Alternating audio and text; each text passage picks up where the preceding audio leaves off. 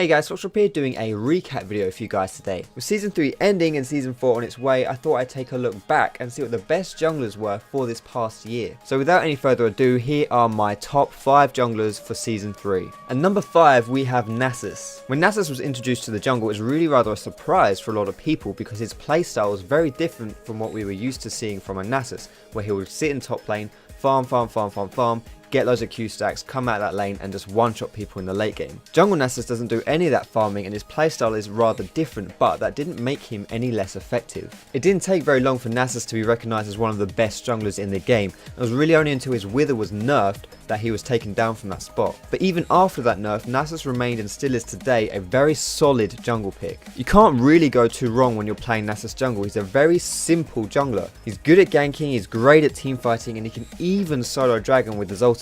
And even after the aforementioned wither nerfs, he is still the bane of every AD carry's existence. Coming in at number 4, we have Mr. Blobby himself, Zac. Zac was dominant right from late March and was really only hit in his latest nerfs, which were in patch 3.10a in August. Zac was a very unique character and a very complete package. His range when engaging in ganks or initiates in teamfights is really unrivaled by any other jungler even today. He has pretty good clear speeds and he's got decent damage even when building full tank. He's great at teamfighting and has amazing sustain when he's picking up his blobs. He has multiple forms of decent CC and has no mana limitations whatsoever. And finally, he has an awesome passive. Those revive passives are very strong on junglers who are looking to be aggressive early. They give you an edge in things such as counter ganks and tower dives. For the third place spot, we have Vi. It took a little bit of time for Vi's popularity to really sink in, but once it did, she became very dominant. Vi's jungle excellence was unsurprisingly met with a nerf bat, and this, combined with the uprising of other junglers,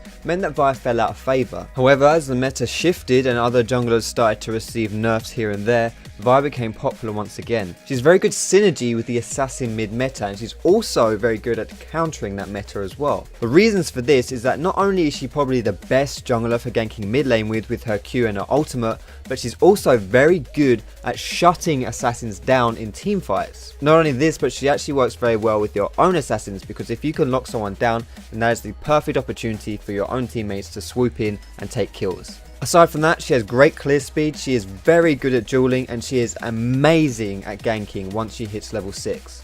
At number 2, we have a personal favourite of mine, Lee Sin. Now Lee Sin always has and most probably always will be a king of the jungle, especially in solo queue. He was actually very underrated by most Western teams for a lot of the season, with even people such as Prox, who's a very prolific Lee Sin player, saying that he thought Lee Sin was a bad champion. But despite this, he was unsurprisingly a heavy favourite from the Koreans throughout the whole season, and eventually his popularity started to kick in throughout the world. Lee Sin is famed for having a very high skill cap, but is also extremely rewarding if you put in the effort to learn him. If you're ever looking to play a jungler that can dice the enemy team just on their own, then Lee Sin's your man. Lee Sin has amazing ganks, great dueling, decent clearing, and he is really good at just causing trouble and being a nuisance. He does fall off a bit in team fights and in the late game, but he can still be very effective when displacing people with his ultimate. And at number 1, we have the personification of the current meta, the king of the bruisers, Jarvan. Jarvan has received numerous nerfs this season and he is still an exceptional champion. He is being globally utilised in both competitive play and solo queue, from the very start of the season all the way up to the World Finals in September. He really is the definition of a simple yet effective champion. He's not overly challenging to play and doesn't require a huge amount of mastery like someone like Lee Sin would,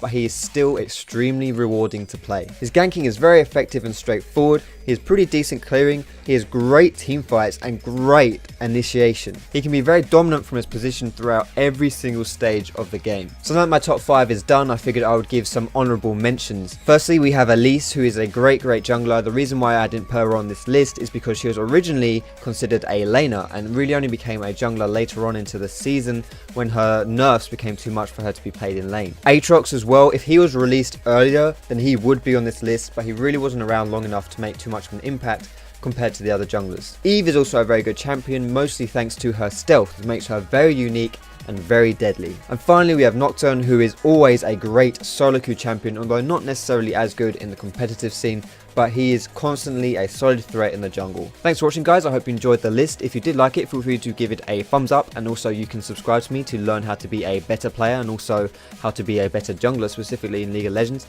As always, you can find me on my Twitch, which is twitch.tv/foxshop. You can find me on my Twitter and my Facebook too, which are both /foxshoplol. And also, I want to ask you guys, if you disagree with anything in this list, what would your top 5 be for Season 3? But thank you very much for watching, guys, and I'll see you in my next video.